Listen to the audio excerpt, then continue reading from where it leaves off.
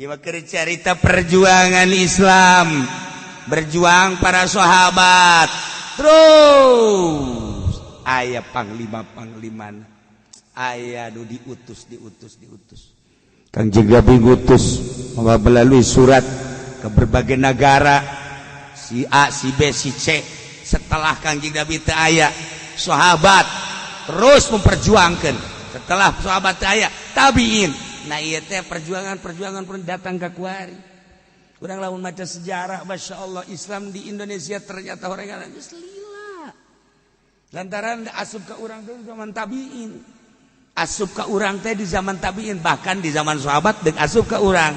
Ai eta kitu anu kuari aya.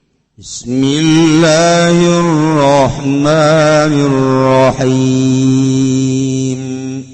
Pertanyaan, ada orang yang jual motor kreditan yang belum lunas, terus motor itu saya beli cash dengan harga murah dan saya tidak perlu meneruskan gitu mengangsuran kreditannya. Bagaimana hukumnya? Menurut Islam, apakah saya berdosa? Sediklah dosalah beli motor yang belum lunas. Barang yang sudah sah dijual belikan itu diantaranya adalah sudah menjadi milik. Patokannya begitu saja. Barang yang sah dijual adalah milik kita, yang sudah jadi milik itu sah dijual. Kalau belum menjadi milik, belum sah dijual. Patokannya begitu. Itu yang namanya kreditan. Kalau belum sudah jadi milik atau belum, saya kan tidak tahu. Coba saya mau tanya yang suka kredit. Hah? Tuh nyawan saya tahu. Astagfirullahaladzim. Jadi itu mah tinggal gitu baik. Sesuatu barang satu harus yang bukan najis, kedua milik kita. Kalau belum jadi milik atau bukan milik nggak sah dijual. Kita beli nyolong motor kemudian dijual nggak sah. Sebab bukan punya kita. Atau kita nyolong punya orang tua, kemudian kita jual, orang tuanya belum tahu. Tetap gak boleh. Kecuali begitu udah dijual orang tuanya meninggal, baru kan pindah jadi milik kita, boleh. Gitu. Jadi kalau belum jadi milik, nggak sah. Saya mau tanya, itu motor yang masih dikredit, kemudian belum lunas, misalnya baru 50%, itu sudah jadi milik apa belum? Nah, berarti dijualnya itu sih ada hukuman dah. Tinggal gitu baiknya. Masya Allah, Masya Allah, Masya Allah. Kecuali lamun dijualna ayeuna kanu bogana deui. Urang dipaling motor abah, aju dijual ke abah urang teu nyaun abah urang. Geus beres bebeja bah. Eta mah motor nu abah, kukula dipaling aju dijual ke abah. Sial. Teu naon teu pokos gitu. Jeung nu abah ieu ka batur mah tetep teu bisa. Teu mah hitung-hitung minta duit bae baru ka abah. Tara sarua jeung kieu. Je teu kotok gede amatnya. Je kotok bagus amat, gede amat ieu. Sapoe, 2 poe, 3 poe ditewak dipencit. Set pencit, beres dipencit, terus digodog, disayur, haju dihudangkeun bombogana. udang kunon dahar ya dahar ayam ya yush hes bae ji jah ieu sia bisa atuh aing teh aing segera aro lo ngomong der dahar pohara nyana daharna tuh luar biasa beres benar ngarokok dan lain sebagainya uplek isuk-isuk menang teh kotok aing sasada biasa songkok korongok eueuh ieu mah mana ieu isukna eueuh deui je ceuk ada kotok aing geus 2 poe sasada ka mana nya ieu ka mana barang deteangan kapangi buluna ja ieu teangan kunyana bari marah teh eta bari marah ji sial jasa ieu jelema so teangan tanyakeun ka babaturana Heri lantas sama maling kotok si Heri mah kan ieu sia maling kotoknya kotok saha eta kotok aing anu sok sasada teh ye aya eta nu dipeujit tu di hareup ku mamang ai kitu eta heuh eta teh anu jadi masalah wajib ngaganti tah henteu tanu mencitna sebab nu ngadaharna nyana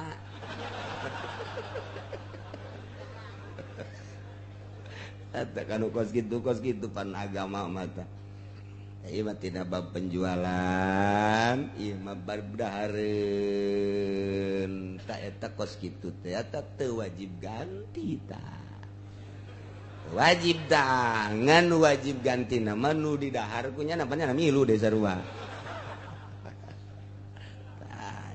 namun nyanda nggak ada ping-ping na doang harga ping-ping na sabara duit kayak itu melololo banyak kunya nanya asa ngenahin pan udang hees atuh derak bayu kahulu-hulu na kunya na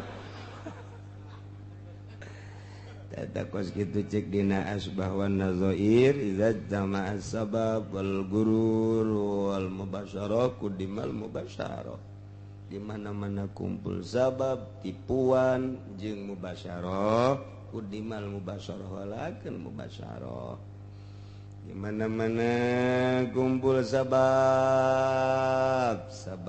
dahar nang mencit kotok sabab dipencit gurur nipu nuncit sugan teh mah nu batur horeng nu nyana katipu nyana wal mubasyarah nyana nu ngadaharna kudimal mubasyarah lakeun mubasyarah oh masalah ngan mun nyana milu ngadahar naon ta eta hargakeun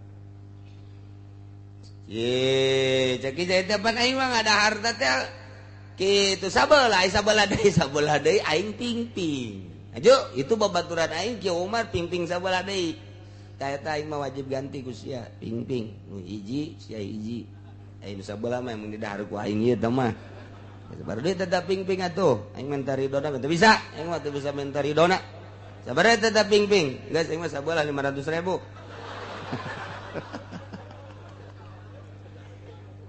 pan mahal amat sia ping-ping hiji otokna sasadana melung itu tata adu harga nggak sulah loba omong itu mentari dona bae ya tuh darah ge lolobana ku sia ieu geus atuh geus masalah geus lah padahal di jero hatena kotok sia dihajar sia ku aing main hajar-hajaran tundukna teh mah keur carita teh eta mah hayam dipencit dibikeun kanu bogana eta kos kitu ari ieu mah motor meunang ngagasap dijual teh sah motor meunang maling dijual teh sah mentek pamalingan mah ambay-ambay ya bari loba deui pamalingan ye singade tidak singade ge atuh emang Allah nyieun neraka ieu meureun lamun nyana teu maling atuh neraka sepi atuh jangan bae geus sia neraka meureun entah ngan tetep bae ja urang butuh ka motor butuh ka kendaraan hati-hati adapun urang geus hati-hati atuh nyangakeun sadaya-daya ka Allah eta mah geus kitu ambalaya unggal poe anu laporan leungit motor sekitar Kabupaten Tangerang pohara jasa bahkan mobil ge geus loba jasa itulah meureun di negara anu zalim lamun bebejanya ka polisi seuri polisi ge seuri polisi seuri lo cara aing menangani nu maling pugu aing nya maling melulu cak polisi ngan aing mah maling na make tanda tangan korupsi ngaranna beda ngaran doang laporan ke bupati, Pak, waduh saya kemalingan apa? Maling mobil, kemalingan mobil, hilang mobil ya. Siapa maka karat mobil, aing mah maling. Waduh benar laporan kasa coba kuari urang nu mantak ambalaya. Teu beunang-beunang pamalingan. Cek kula ge beda jeung zaman kula keur leutik mamun kapalingan di kampung Picung, nihtir di Picung. Jadi desa teh aya tongtrong, Pak. Tongtrong asal geus kos kitu beta tongtrong tihtir ngaranna. Tuh, atuh ka dieu langsung Cilongok nongtrong kagelam gembor kabeh terus ke belah ditu sadesa nongtrong kabeh deuk lompat ka mana coba pemalingan deuk lompat ka mana pemalingan lompat ka ditu geus aya nu ngajaga lompat beunang bae teh pemalingan teh beunang bae antaran kompak antara polisi antara desa kepala desa jeung masyarakat nu teu beunang kabeh ge tihtir ta zaman baheula ngaranna jadi zaman baheula mah ku tihtir bae beunang ku ari ku HP teu beunang ku HP geus teu beunang SMS ku polisi nomor sekian baturna udahlah kalau ada lolosin aja emang kenapa udah bayar dia tenang sudah manu kapalingan we didatangan deui kapalingan ongkoh laporan mayar ongkoh unggal poe didatangan jang bensin neangan blon teh coba eta kos kitu tadi negara urang negara tercinta Ibu Pertiwi Indonesia ternyata di jero nama kronis brok aya kadenge nu maling beunang ku polisi aya ge nu beunang teh lain ku polisi beunang di pengkolan lah bebeja ka polisi mah eta mah atuh teu bebeja ge geus da geus beunang ieu mah ditangani ka karaksan geus beunang jadi polisi gawe naon eta sebenarnya kos tapi lain di Indonesia teh mah di Vietnam kos kitu teh polisi di Vietnam mah ya Allah teh tak cerita dah kos itu jadi tama urusan kredit makos gitu nya kedua apakah ada alasan yang membolehkan melakukan sholawatan saya nulisnya nu bener atuh nulisna ulah pidokterin malulu ya sholawatan setelah azan di masjid padahal di masjid itu ada yang sedang sholat sunnah masalahnya untuk di ustad di kampung saya bilang sholawatan tujuannya untuk memanggil orang supaya pergi ke masjid mohon penjelasannya terima kasih tiga raksa baca sholawatan setelah azan tidak ada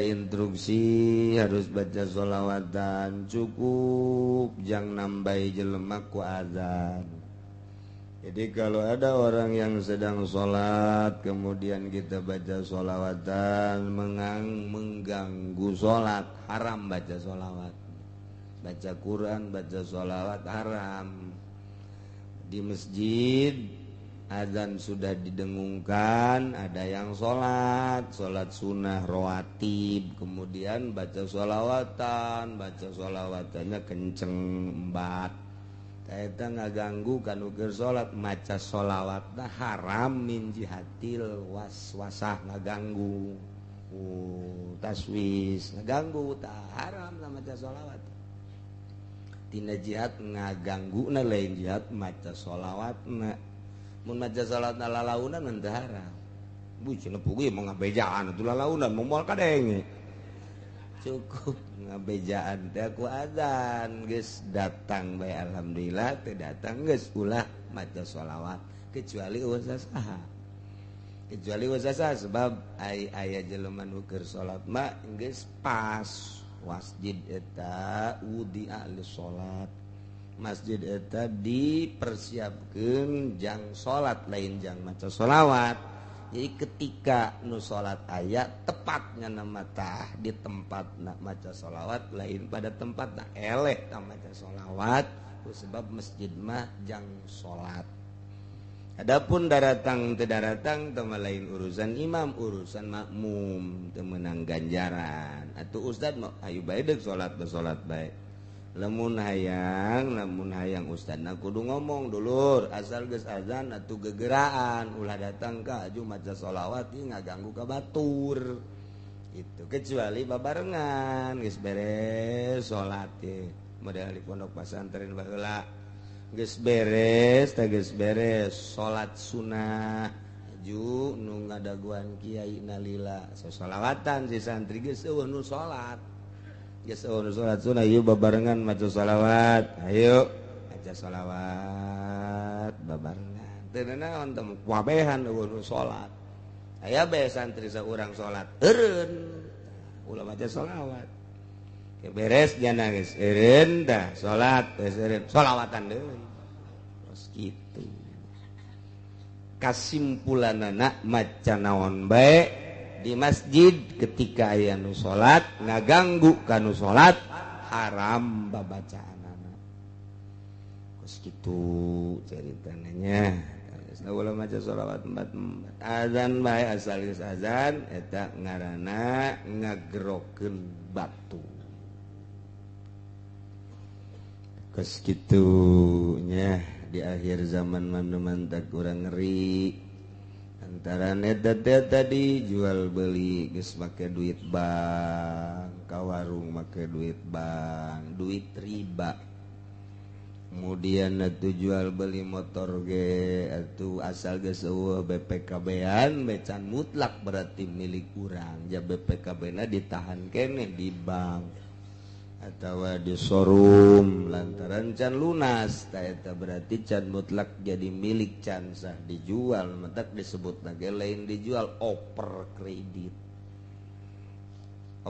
kan oh bener kan ngaranna ge lain dijual oper kredit nya gitu bebe jaga jual oper kredit tah sia deuk yen neruskeun ieu kreditan aing emang kunaon ieu atuh aing geus teu kabayar ku sia hok tah satauneun deui aing geus kredit 2 tahun tinggal satauneun deui tah kasia tah ku aing dioper kreditan bayar nu geus tinggal duncan tanggung jawab sia kos kitu teh atawa kieu aing ieu neuk di kredit ye ngan aing geus teu eueuh jang kreditna geus bae dioperkeun ka sia sakaligus kasasana tetep aing tanggung jawab nu ngreditna mah nu penting ieu kuari duitan bae heula sakitu tetep teu bisa lantaran encan mutlak jadi miliknya tuh jual beli mancan bisa teh jual beli macan jadi mutlak milik encan tuh kos gitu masyaallah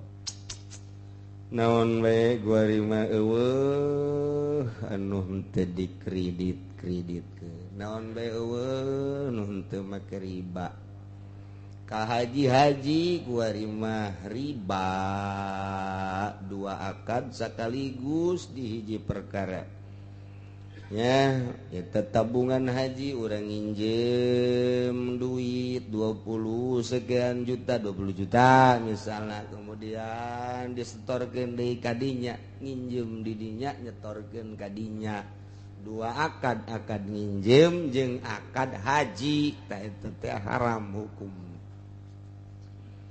ih atuh deui kumaha tah geus kitu bae eta mah kajieun kumaha ge coba ge dibongkar coba ge okos kieu tah mah zaman cabe teh sia ludag lidung bae emang teu melak cabe atuh melak naon atuh endek kana teu pan modal tah ku aing sia di modalan ai butuh modal mah nya ngan engke sia ngajualna kudu ka aing 2 akad hiji akad ngamodalan nginjemkeun, dua ngakadkeun sia ngajual teu meunang kasasa kudu ka aing bae. Haram teh kos itu riba.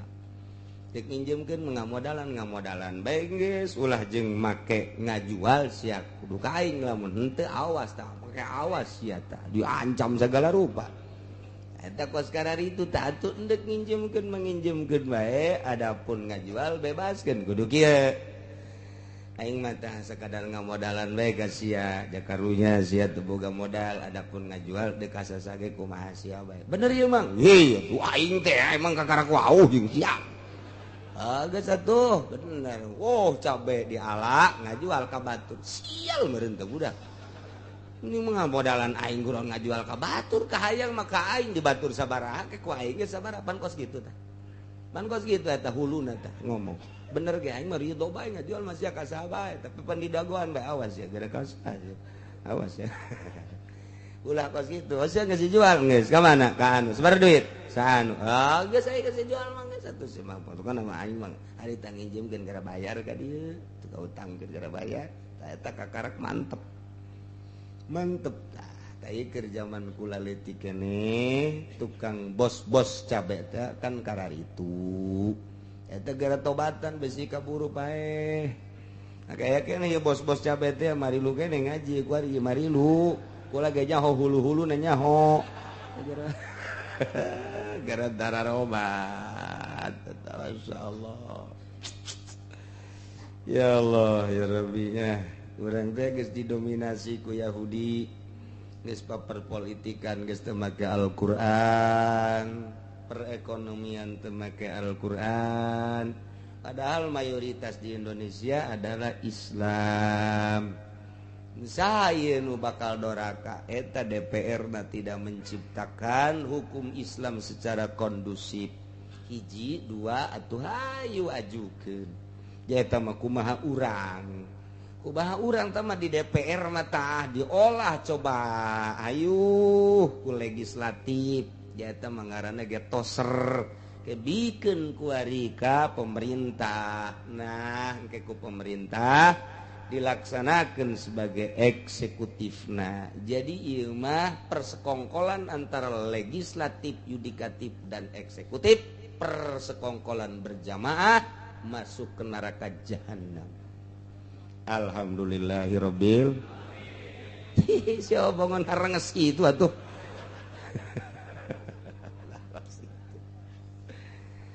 Taruhlah untuk merubah negara manggis janang leluhur urang jabah heula ge aya ulamaan. Bung Karno teh Bung Karno ieu babarengan jeung kiai baheula ngamerdekakeun nagara. Sok geura di Jawa Timur lebih erat jeung kiai, Jawa Tengah lebih erat jeung kiai, Jawa Barat lebih erat jeung kiai. Sedengkeun eta pan eta kiaina ge lu babarengan jeung Bung Karno teh pan karuhun-karuhun urang. Oh, geura di Padangna jeung kiai, sok di Sulawesina jeung tokoh-tokoh Islam.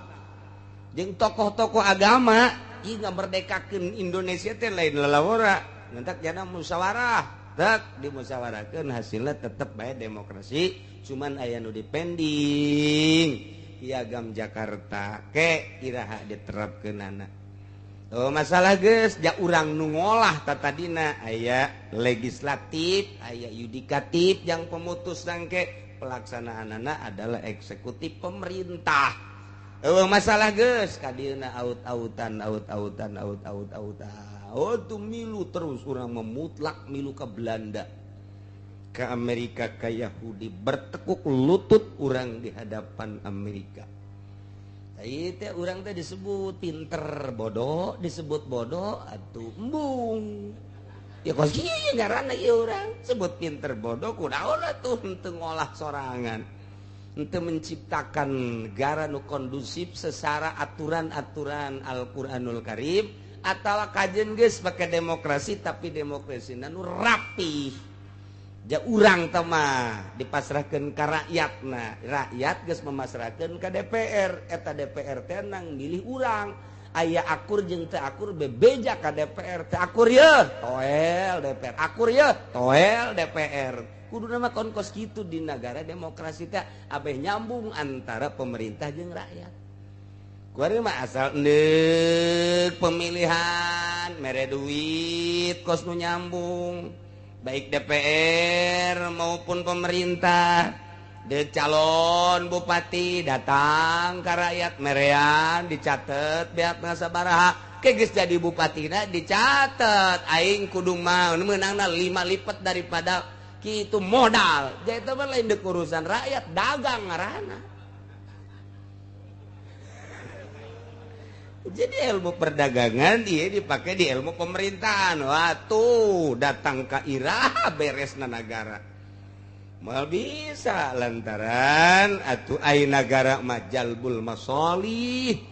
Kitu mugedamun ala daril mafasid eta adalah patokanana. Mantak engke kadituna manutun bil maslahat. Urusan-urusan rakyat manutun bil maslahat geus kumaha kamaslahatan kamaslahatan kos gitulah qaedah urang kumaha urang dibere qaedah tinggal urangna nu ngalaksanakeunana masyaallah jaku babari teh dia ieu mah dihesekeun teh dihesekeun ku nyana deuk maling kumaha carana yang ulah kanyahoan sakitu doang urusanana teh. Ya Allah ya Rabbi, nah iyalah lamun ku urang diperhatikeun makin ka dieu makin bokbrok makin ka dieu makin bokbrok. Eureun-eureun urang terus turai diriweukeun ku urusan pil-pilan. Pilkades. Riweuh masyarakat datang ka gontok-gontokan hasilna kos kitu bae. Kemudian kayak ayeuna pilkada, walah luar biasa. Itu beakna sabala miliar teh meuli kendaraan bae oge hasilna beuki para pilgub kitu kene. Engke sakedeng de pilpres teureun-eureun terus bae mantap cek kiai anu beuki mah waduh hadza min fadli rabbi bolon teh coba. Ieu dibereku itu dibereku kabeh alhamdulillah. Alhamdulillah tadina teu boga sekupi jadi boga. Tadi teu boga apansa jadi boga, tadi teu kapager imah jadi kapager, dapur kegedean, mobilan dan lain sebagainya. Emang nangan sakitu urusan hirup teh. Leutik amat sih. Mulia jeung agama dijual kaban mobil. Ya Allah, ya Rabbi, engke di akhirat. Sia teh dikiaikeun lantaran dititipan ilmu ku aing pake naon teh ilmu titipan aing ku sia. Pakai Avanza, Zabania,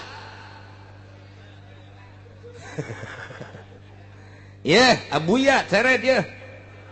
Oh budaknya Abuya jadi seret. Ajupan kadele ku murida itu Abuya urang diseret. Ya Allah, dek dikabanakeun Abuya. Siap buya-buya. Aing kana neraka sia buya-buyaan bae. Isin jasa eta Gusti Allah eling coba ka eta ka alam eta bakal ngerenyed moal hayang narima duit ti bupati atau ti calon kecuali gede Inggris jasa Inggris mun eueuh paeh onam hirup teh atawa aya paeh tapi henteu diproses deuk kuku bage mangga bae beuki dititipan ilmu beuki gede tanggung jawabna ke di hadapan Allah rakyat onam nya nama artina jatuh boga ilmu dibere cokot ya kana neraka mah kana neraka tetep janya ge nyarahun bahwa eta teh duit teh teu halal sebenarnya nyahoun nya ge nyahoun jah hasil ngaji mantak cak nu bodoh ulang ngaji sakalian bodoh kabeh nu haraman. Masyaallah karim dunya kayak gara-gara nunanya ya jual kredit kos gitu pantas duluikeun caritaan perjuangan para sahabat. Pertama teu utang itung deui ketika Kangjeng Rasul hijrah langsung para sahabat hijrah ieulah nu istimewa sebut sahabat muhajirin nu di Madinah anu narima pisan uras-urus kedatangan sahabat muhajirin ngaranna sahabat Ansor Nuka dua sahabat teh iman ka Kangjeng Rasulullah sallallahu alaihi wasallam tapi nyana encan kaburu hijrah. Nggih. Encan kaburu hijrah encan. Di Mekah we nyana muasyarah jeung Yahudi, muasyarah jeung Nasrani. Biasa we muamalah teh pasar na ngahiji Nasrani jeung Yahudi. Lantaran nyana encan siap untuk hijrah. Nu mentak encan siap lantaran loba keneh kamelang. Nungguan pemajikan can iman. Nungguan anak can iman. Lantaran aya perusahaan di pasar. Lantaran ladang. Ayahnya ada pikiran dek hijrahan diuras-urus heula. Berarti tahapan kedua ya. Dibandingin nu tadi. Nu tadi bagus diantap parah deui. Hijrah. Cenah pamajikan teu milu, kajeun. Cenah sagala onta sapi embe ditinggalkan, no problem. Cenah sagala imah, sagala anak yang sajabala, alah. Aing mah teu deuleu kos kitu. Hiji be Allah Rasulullah. Eta mah nomor kahiji tah pohara jasa. Aing nu kadua mah ieu lawan ja aing ge siap ai hijrah mah tapi heula. Loba nu diuras-urus heulanan deuk ngaji ge kan kunci heula tah kunci warung kunci terus teh pintu kunci. Kayak nu dek balanja. Encan hari ge mah ngaji berangkat ka Cilokok encan. Nek nanang, ieu dek aya meuli rokok heula sabaraha meuli rokona. Mana dua lah, nya teu loba nya dua diladenan bae heula. Kitu mah sabos meuli na mah ngan dua doang. Diladenan bae. Karang badek berangkat teh aya deui mah ulah ka berangkat. Emang aya naon ieu kula ieu nek meuli. Naon aya hayang gula. Geus kadinya deui. Karang dek berangkat ka aya deui. Kek maju ulah ka berangkat. Aya naon ieu hayang kurupuk aya we. Karang berangkat kek maju teu berangkat. Galadenan. Masyaallah bae teu kitu. Ayo bae. Ayo jelema ngaji, Pak. Ka ka mana? Pemajikan ngaji. Iya, ndak. Urusan usia. Aing mah tiheula. Ambo. Kakak ku hebat amat teh cinta jasa meureun ka ngaji. Lain kitu, uduk mesti beakeun. Allah karim. Lah, ieu jelema iman ka Allah sahabat, iman ka Kangjeng Rasul tapi can kaburu hijrah. Dicatet, diabadikeun dina Al-Qur'an. Jeung kelasna ge lain deui. Lamun tadi kelasna kelas hiji, ieu termasuk kelas 2. Walladzina amanu ari sahabat-sahabat anu arariman iman ka Allah iman ka Kangjeng Rasulullah Muhammad sallallahu alaihi tapi nyana ngalaksanakeun keimananana di Mekah bae walam yuhajiru encan kaburu hijrah nyana ka Madinah na ieu mah aya hukuman tersendiri malakum mi walayatim min syai' eta teh aya karanjeun kabeh syai' samet oge kewajiban uras-urus jeung tulang tulung teu kudu geus bae antepkeun nyana duri maksud teh ditulungan teh kumaha ari sahabat muhajirin anu hiji mah nu nomor hiji mah tadi langsung berangkat bae ka Madinah sehingga aya saling mewarisi masyaallah karim ta ieu mah teu aya fala irsa bainakum wa bainahum sahabat anu pertama mah ketika menang ghanimah langsung menang bagian eta mah sahabat anu cicing bae di Mekah can kaburu hijrah ka Madinah teu meunang di bagian ghanimah. Sahabat anu iman ka Allah jeung ka Kangjeng Rasulullah anu can kaburu hijrah ka Madinah cicing bae di Mekah ngadenge nyana teh informasi bahwa di Madinah mah sahabat teh didulur-dulurkeun sehingga aya warisan, sahabat teh didulur-dulurkeun sehingga menang bagian ghanimah. Nah, ieu nu di Mekah hayang ja iman ka Allah, hayang ja iman ka Kangjeng Rasulullah, hayang ka bagian model sahabat anu ka Madinah. Diulah ku Gusti Allah malakum min walayatihim min syai'. Teu kudu ditulungan saeutik-eutik acan, ulah dibere warisan, ulah dibere ghanimah.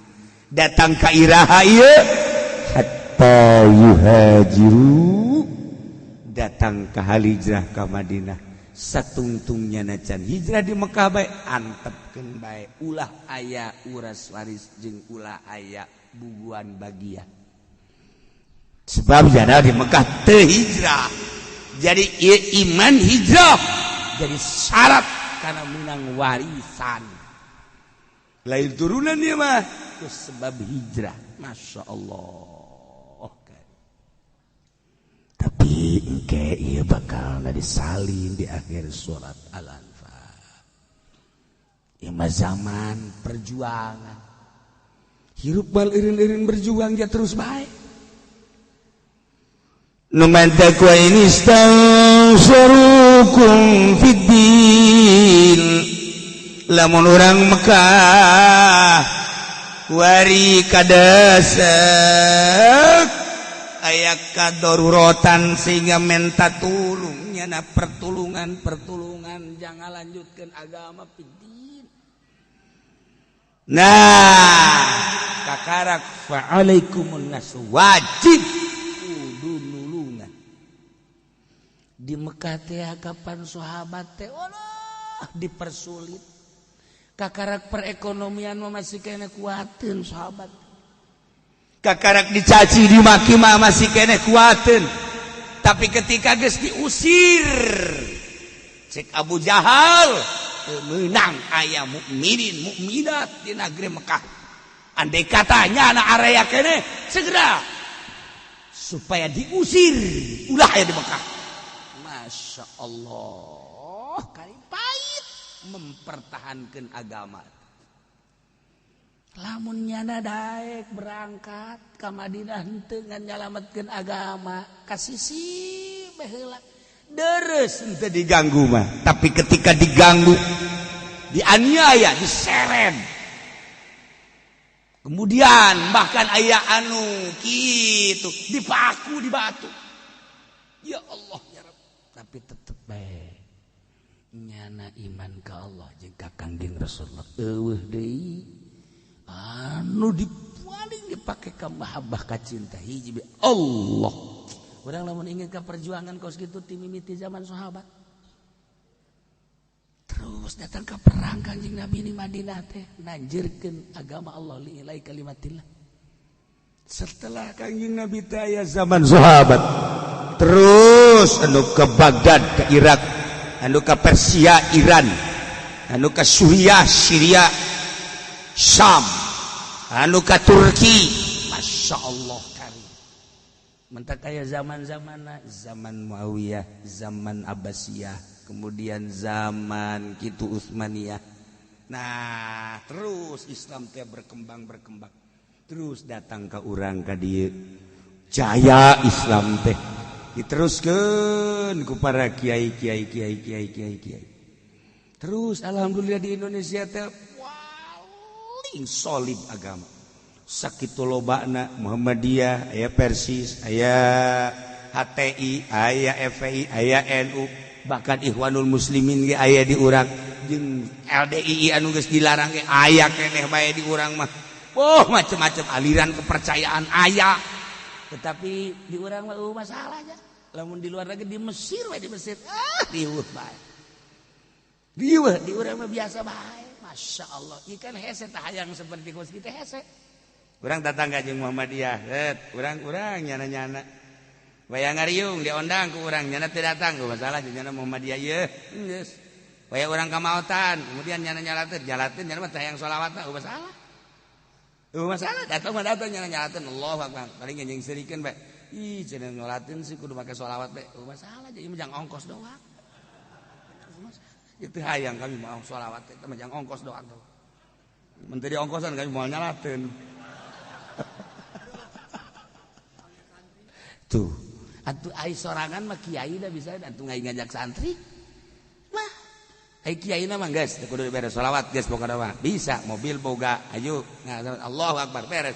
Cenah ieu mah ngajak bae santri bangsa 5 mobil atau 10 mobil. Mah nya ku kiai kudu di ongkosanana.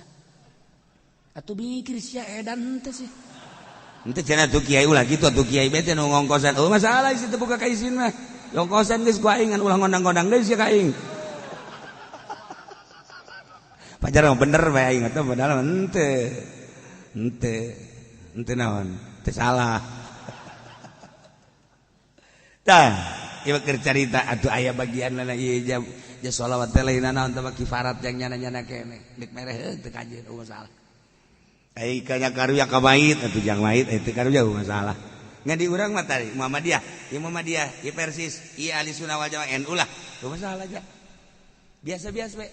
Bahkan sa masjid ge kuari di urang mah geus hebat biasa. Di urang geus hebat ieu lain lalaga di Indonesia mah. Musyawarah supaya ulah jadi gontok-gontokan. Di bulan Ramadan teh Muhammadiyah jeung NU musyawarah. Nah, kita satu masjid. Sekarang gini, kita sholat duluan Muhammadiyah entar kita berjamaah nggak makmum. Entar Muhammadiyah udah 11 rakaat keluar, kami dilanjut. Masalah di urang merah. Eta hese teh hayang kos kitu hese. Masyaallah. Aduh biasa ya Allah Akbar, Allah beres. Ya udah, ya saya pulang, tinggal urang diteruskeun. Ya Allah ya Rabbi. Sebenarnya mah NU ge loba nu jadi Muhammadiyah ieu. Maksudnya gitu atuh ngaranna doang 20 hiji padahal mah nyana kieu. Kaluar henteu aja besi para Muhammadiyah, salat tarawih henteu pan. Ngaroko bae di luar. Tah leuwih berat teh batan Muhammadiyah sebenarnya mah mah. Allah karim di urang ieu.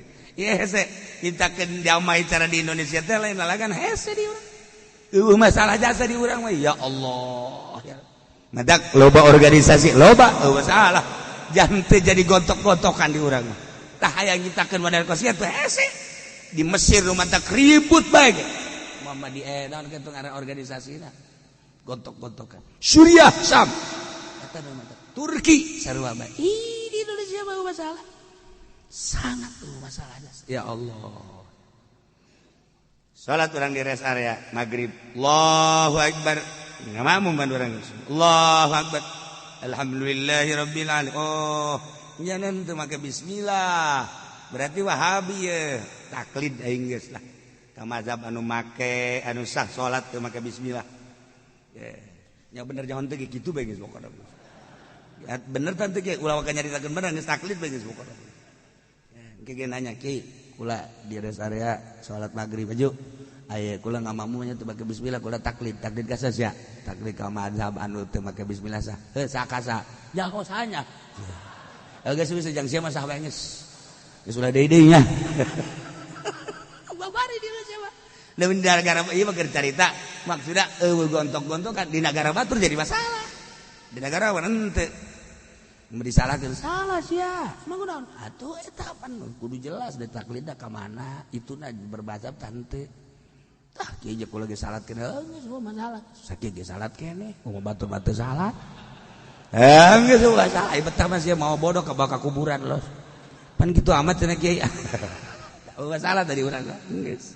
Babari di urang. Ya Allah ya Rabbi. Ribut masalah kunut doang ribut. Didamekeun ku urang. Masalah. Ya Allah ya Rabbi. Ini nikmatnya saya hirup di Indonesia damai. Gina yes. Masyaallah damai itu indah. Ya Allah ya Rabbi. Wah eta. Ya kari. Loba bahasa-bahasa anu kadang-kadang urangnya tercengang biasa. Geunaheun biasa kumaha tepak gade mah geunaheun biasa teh bahasana. Ya Allah ya Rabbi. Masyaallah. Menyelesaikan masalah tanpa masalah. Bang. Pohara biasa. Aduh orang liwat mantap jasa sanunya da sih Masya Allah horengan anu kadinya nu ngajarungkel kabeh nu bermasalah kabeh. Aduh orang eta indah jasa kadang deuleu doang ya Allah menyelesaikan masalah tanpa masalah hampang perasaan horeng sawah beak mobil beak. Tanya ke orang siang geus kadinya ka Bagade geus bermasalah teh bebeakan aing. Aya eta cenah menyelesaikan masalah aing ge nyoekeun mah eta aing mah jeung kantor-kantor lah yang meuleum teh eta cenah biasa eta ya Allah urang dibaca hampang perasaan ya Allah ya Rabbi ongkos urang nyandung selesaikan masalah supaya tidak ada masalah waduh geunah orengan ribut bae nu kolot jeung urang nu hiji ka Cianjur nu hiji ka Sukabumi telu tinggal salaki teh bae asal ulah kena ka aing bedak. Emang udah nyana orang para raih aing bisa kawin deui. Karena parae habak lah. Tolol deui teh laki lah. Henteu ieu mah keur carita jelema nu teu beres. Beres lain. Atuh di sia rek naon aing naon nu diperebutkeun tuh ku sia. Aing naon dek naon nu diperebutkeun ku sia. Lamun dek perebut atuh geus kieu bae geus tibujal jang nu ngora ka handap. Tibujal ka luhur jang sia atuh nu kolot. Hayu geus sia aing pepetata aing dek nakarak ku sia cokot. Ayo. Ke minggu itu nu kolot atuh tibujal ka handap. Nu ngora tibujal ka luhur. Ieu aing keneh.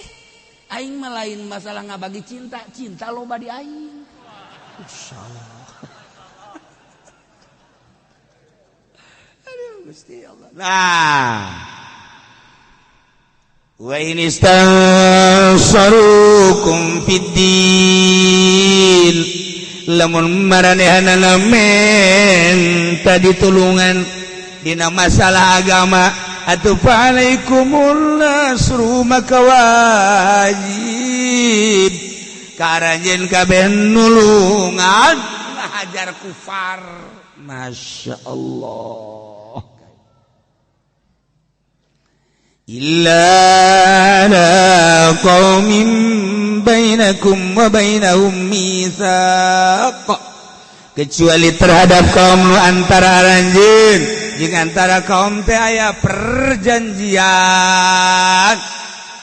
Pan baheula mah aya qabilah-qabilah setelah di Madinah qabilah Quraisy engke boga perjanjian jeung qabilah anu jeung Kilab misalnya. Nah, kuari qabilah Quraisy nu aya, qabilah Muhajirin jeung Ansor nu aya di Madinah boga perjanjian jeung Kilab untuk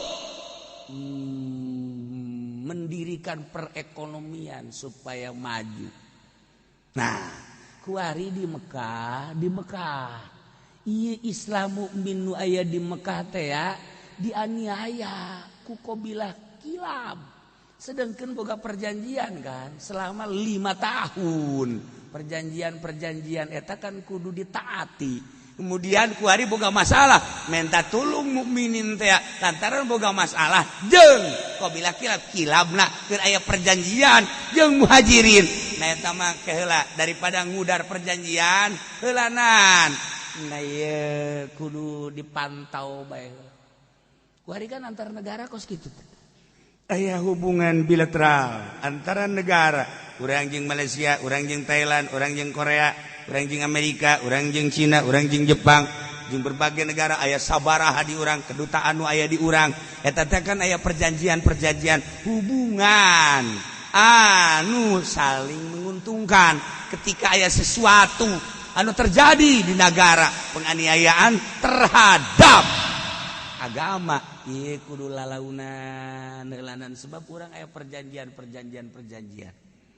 seperti eta geus diatur ti baheula ge. Jadi lamun urang maca tafsir teh dipetakeun kuari ku urang araraya kabeh tinggal urang bisa ngan ieu mah keur carita atuh di negara urang mah teu sabaraha tulis lain negara Islam ngan praktekna mah atuh bakal aku ngan geus lain nyaritakeun agama kan ai demokrasi mah nyaritakeunana hanya sebatas kemanusiaan HAM tetapi kan di jerona terbuat agama makajan kukumaha ge.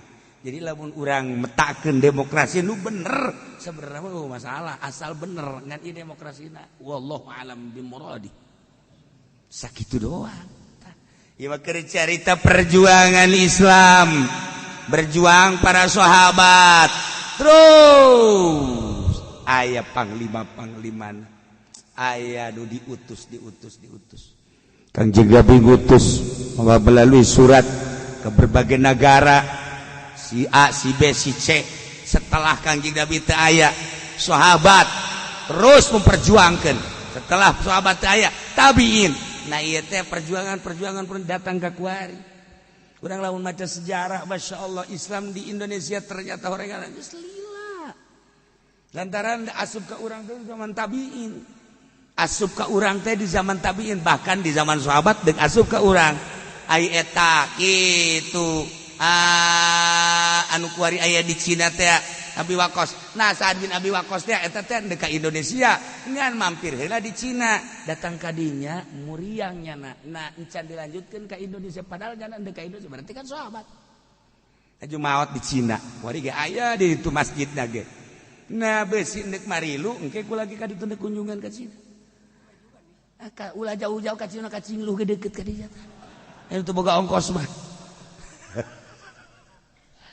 Iya, orang perjuangan Islam teh di urang lain lagi badak dina nisana, tina keramikna, tina batuna kajahoan ku ahli vulkanologi mah tah kajahoan. Oh ieu tahun sekian, oh ieu tahun sekian, oh ieu tahun sekian.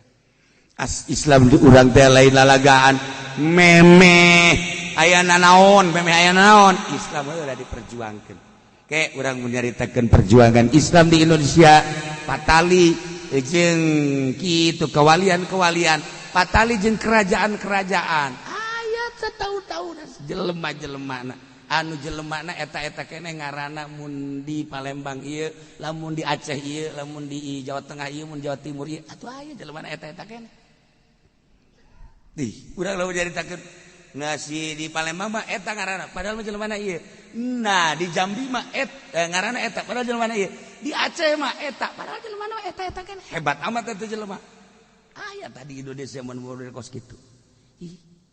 Di urang ge tah di Jakarta mah di Jakarta di Tanjung Priuk ngaranna teh Supendi. Eta hebat eta jelema eta. Nah di Jembatan 5 mah Bang Pendi. Kan hebat eta. Nah barang asup kata ka Jakarta kata ngerang ka dia Bang Copet. Beda ngaranna. Nyana kene. Eta mah teh jelema eta kos gitu. Ya Allah. Teu beudang di udar perjanjian mah. Wallahu bima ta'maluna basir. Wallahu Gusti Allah teh basirun maha ningali bima ta'maluna kana naon nu ku aranjeun dipigawe. Urang teh ngan maca doang kan kana ayat henteu asup ka jantung ka sonobari. Sehingga ketika orang maca ayat Allah teh maha ningali kana sakabeh pagawean naon bae nu dipigawe ku urang Allah ningali. Oh iya Bu, Masya Allah kudu isin atuh ketika orang migawe nun teu dipikaridho ku Allah, Allah teu pernah satik teu neuleukeun ka urang, neuleukeun kan ka urang. Oh iya isin atuh urang lamun ketika aya parentah Allah salat aju urang teu salat ijaeun. Sedengkeun urang ti Allah kuari diurus ku Allah engke bakal balik ka Allah. Nah ketika aya parentah Allah teh urang teh api lain isin amat lamun ieu ayat asup ka jantung.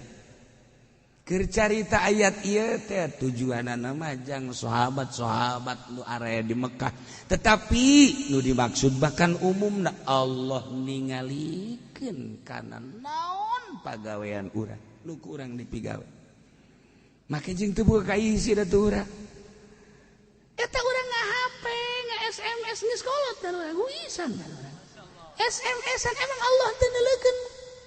Lamun nyana bener-bener asa di pangeranan ku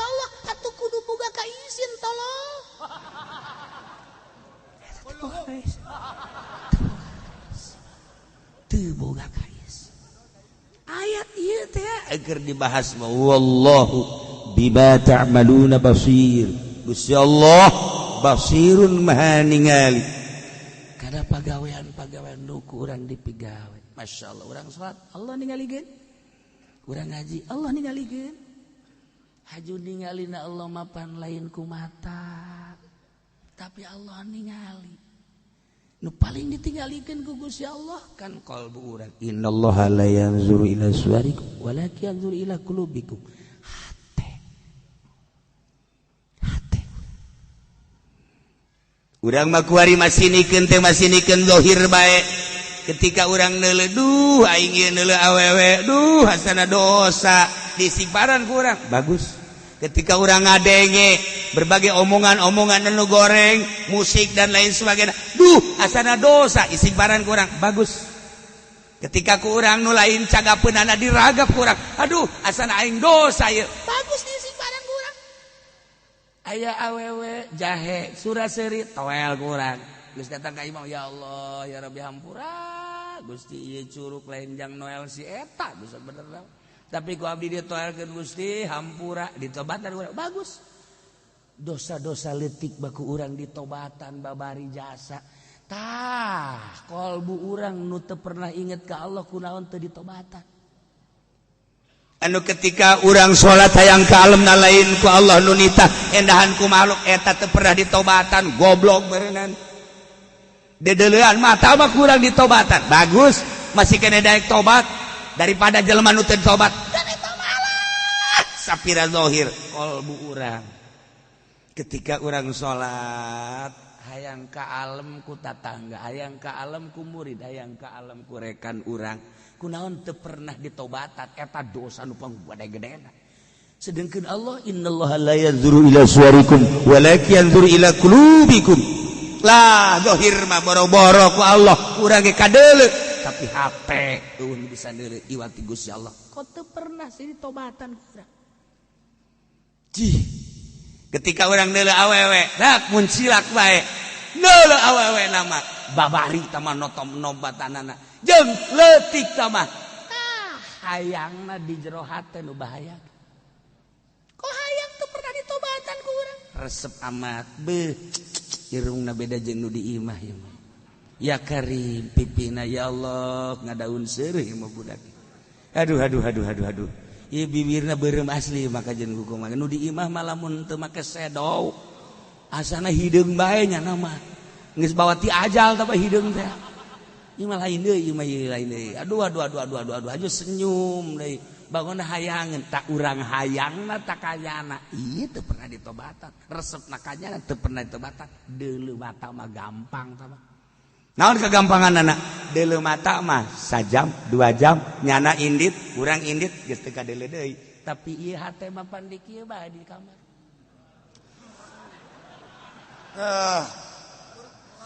Ya Allah. Aing ngomong mah ya Allah.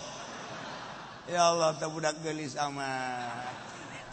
Sabaraha poe, sabaraha minggu, sabaraha bulan kolbu. Coba pikir teu pernah ku urang diopenan di hati. Lamun nyala teu norekoh, lamun nyala teu nasawuf, ulah ning jawara, ulah ning jelema biasa, ulah ning jelema anu kaya. Kiai nu teu norekat mah moal bisa. Moal bisa. Make udang-udang yang segede ban beca. Jubah aya awewe kulantaran loba murid haram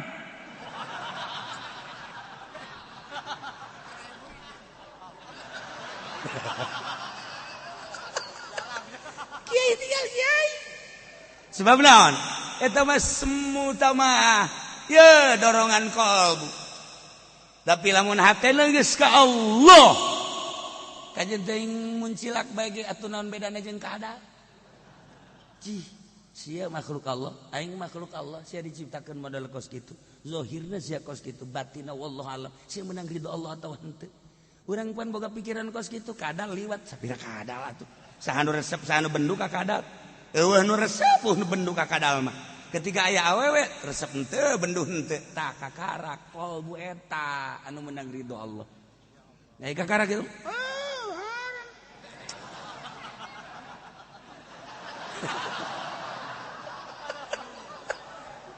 wah bisa eta nu hese eta ngurusan ieu kunaon teu pernah diurusan si kurang kolbu innallaha la yanzuru ila suwarikum walakin yanzuru ila qulubikum ya Allah ya Rabbi hate kurang diantepkeun bae ketika diundang ngariung ka mana ka anu aya saha aya kiai anu moal aing mah salila aya kiai anu kunaon teh diberesan boga panyakit kos kitu Quran aya di nyana hadis aya di nyana tapi aya hahalang aya naonan sia teh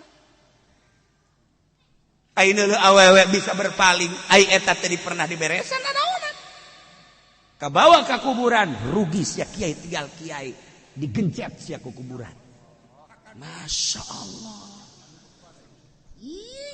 wallahu bima ta'maluna basir ya Allah ya Rabb didelekeun ku Gusti Allah ka mana sia leumpang nyaho sia sabaraha poe deui sabaraha minggu deui tuh deui ku aing geus dipastikeun sia masih kene can beres keneh bae ceuli mah ku urang ya Allah astagfirullahalazim astagfirullah masalah bagus tapi kolbu ya Allah ya Rabb aya ria aya hasud aya sumah hubul dunia hubul jah dan lain sebagainya Masya Allah kan tuh nu mantap kangjeng Nabi wa ainuhu wa qalbuhu lam yanam qalbuna teu pernah sare matana mah bisa sare tuh wal ainu qad naisat wa qalbuhu lam yanam ai mata ieu mah sare hate mah teu pernah sare kunaon teu pernah sare zikir ka Gusti Allah terus ingat ka Gusti Allah terus bae ini abitu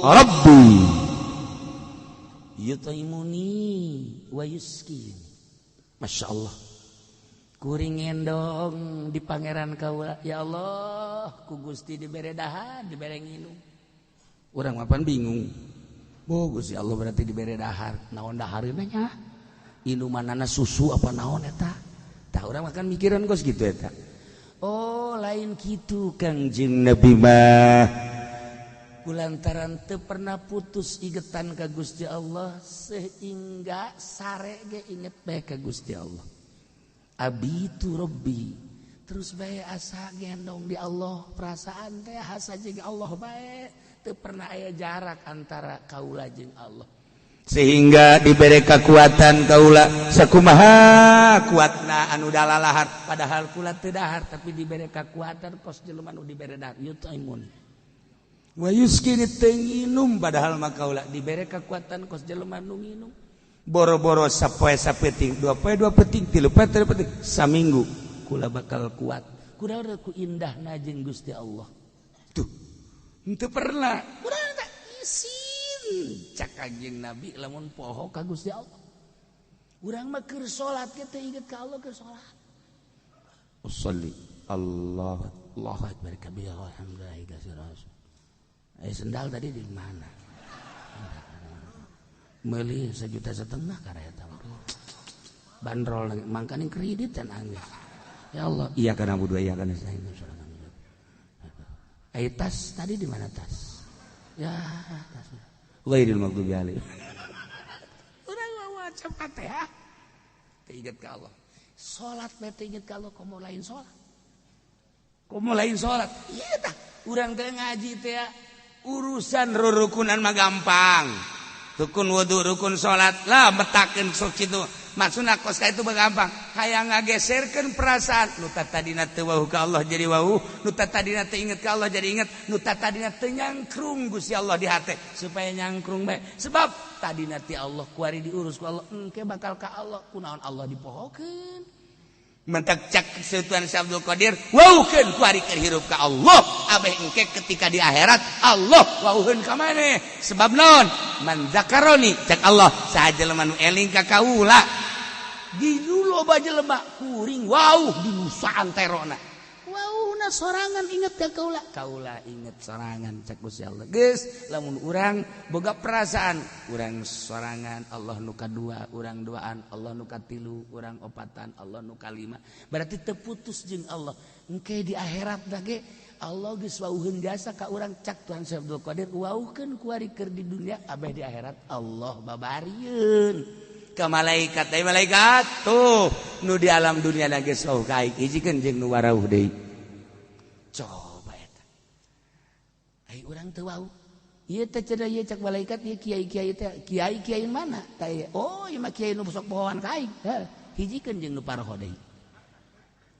nya kumaha teh mana mun dikitukeun ku urang Masya Allah kan tak iya masa etik behelanan wallahu bima ta'maluna basir Allah teh maha ningali karena pagawean nuku urang dipigawe sing isin atuh ketika urang ngalaksanakeun di luar aturan Allah tah lamun urang ge boga kaisin mulai urang hudang ieu teh penting heset DKS lagi Gusti isin amat ya abdi mewah teuing ngasana ieu abdi lah sapira abdi tapi ieu bu Masya Allah ieu naon karangarana kasurna ge hilon ya karim ieu anggelna inoak sabenerna mah melejit bae Gusti ieu inoak teh teuas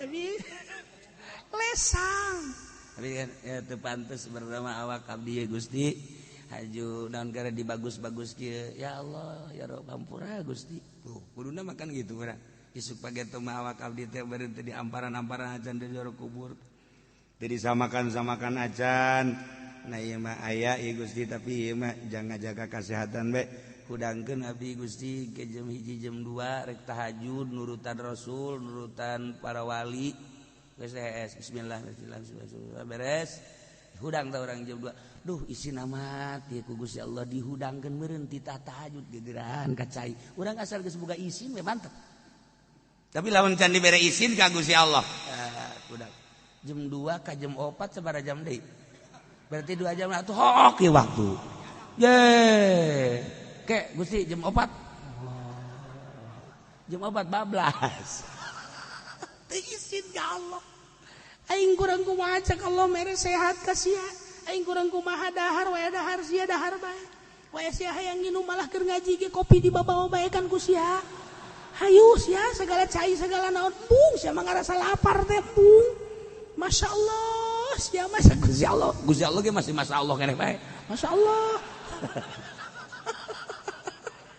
paling bung teuing lapar tentu nekat teh ngaji di jam sabaraha ya di jam 8 datang ke jam sabaraha jam 10 nah guys aing mah dirinya dek lapar dek naon moal henteu nekat gitu persiapan kopi dibawa teh manis dibawa rokok dibawa asbak sagede ember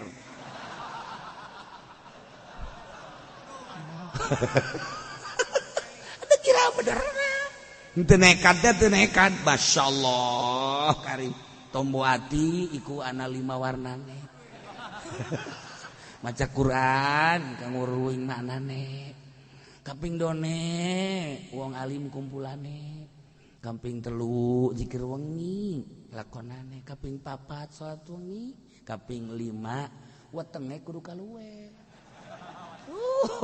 iki tombo ati watu iki mah wetenge gendut bae watu sirama atine ora ditomboni waduh atuh ora ditomboni mah iku mah atuh batu bata ge nah wetenge kudu kaluwen atuh kadana lapar cara wali mah atuh keur ngaji lapar ieu mah teu beusi ke gaji urang lapar buras 5 di hari bahasana ge beusi lapar keur ngaji atuh sia mah kobo teu ngaji meureunanan sakumaha ora ekoros kieu ya Allah tah hese urang henteu aya nekat gitu mah hese nah tinggal kiai carana kumaha atuh supaya ieu Allah teh nyangkrung di jero hate saeutik geserkeun ieu urang boga mata ternyata horeng titipan ti Gusti hiji bae heula mata bae hiji bae heula geus ulah pindah-pindah ka ceulik ka irung ka sungut ka ulah hiji bae mata tekad ieu mata teh horenganan lain nu urang horenganan nu Gusti Allah ngan dititipkeun ka urang jang neulean Al-Qur'an jeung hadis jeung kalam-kalam ulama jeung neuleuh ka para ulama. Ieu teh nyaho na bahwa ieu lain urang ketika ku Allah dipareuman mah sinarna urang teu daya teu upaya janu Allah abong nu Allah dicokot ku Allah engke kadang-kadang ditambah sinarna atuh kumaha Gusti Allah bae teu daya teu upaya urang geus kulantaran lain urang ieu teh nu Allah sanggakeun sadaya ka Gusti Allah ketika urang neuleuh encan norekat ieu mah karak syariat doang. Lamun lain ku Allah orang mal bisa neuleuh sakitu geus hebat. Dedeulean urang teh lamun lain ku Allah mah mal bisa neuleuh. Ieu kedang Allah bisa neuleuh. Tuh kan. Ketika orang boga pikiran kos kitu tak beuh ieu deuleuh teh nang Allah kara lain nang urang. Kiceup nang Allah. Hiji be mata salila hirup urang. Begitu neuleuh masyaallah keindahan. Itu indah nang Allah, urang bisa neuleuh nang Allah. Itu geulis amat si awewe. Kagelisan nang Allah, iya nang Allah sarua bae ya Allah ya Rabbi maha kawasa Allah nyieun awewe ku gelis-gelis teh. Gusti kakawasaan Gusti itu ngarendeng nu itu jangkung nu itu pendek nu itu mah putih nu itu mah hideung ya Allah ya Rabbi maha kawasa Gusti. Aing maha kawasa. Sia resep atur resep Gusti. Nu mana nu sia resep? Atuh nu itu nu jangkung. Wani sia sieun ka nu kolot.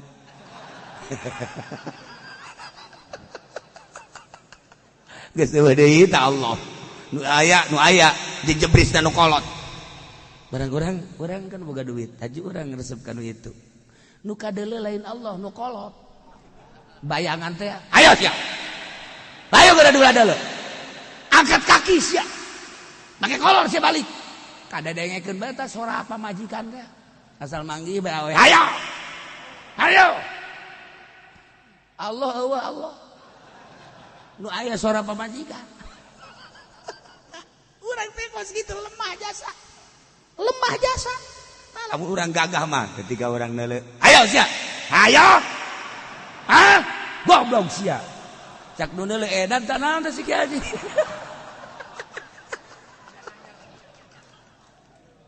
Aduh. Wallahu bima ta'maluna basir. Keur carita syariatna teh lamun ku Allah teh didelekeun mah atuh moal bisa neuleuh. Syariat lain urang syariatna lamun ku Allah teh bisa didelekeun mah moal bisa neuleuh. Eta syariat berarti urang makomna di dinya handap tah di dinya. Naik ka tarekat lain deui tah memahami mata.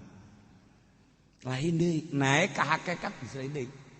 Nu bantak urang ngaji teh padu bisa maca kitab nerangkeun.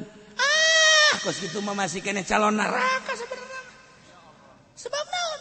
Encan ngarapihan urang can nyebrang ti syariat ka thariqah. Da karak nyaritakeun mantek samsiah ukudul juman. Kos kitu kata mah ngaji sampah. Encan asli mah. Tadi kan kakarak di syariat batak. Kuari naik ke torekat kudu kumaha tah? Pandangan ahli torekat geus lain deui. Pandangan ahli hakikat geus lain deui. Aya cara-cara. Nu mentak aman jelema lamun geus jadi norekatna moal kabita. Kudu dia moal kabita ku awewe moal kabita kecuali awewena anu ikhlas lillahi taala. Wow berarti ada kiai aya harapan. Ulah ngomong kitu sia ka aing.